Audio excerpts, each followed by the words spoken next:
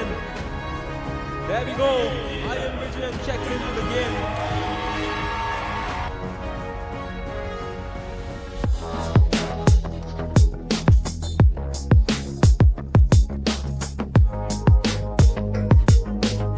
അടിപൊളി.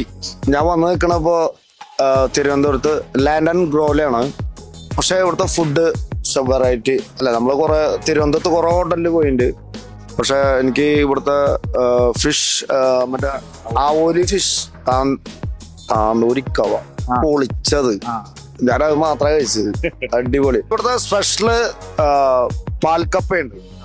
പാൽക്കപ്പ beef with പാൽക്കപ്പാണ് special. അതെന്തായാലും കഴിക്കണം. വന്നിട്ട്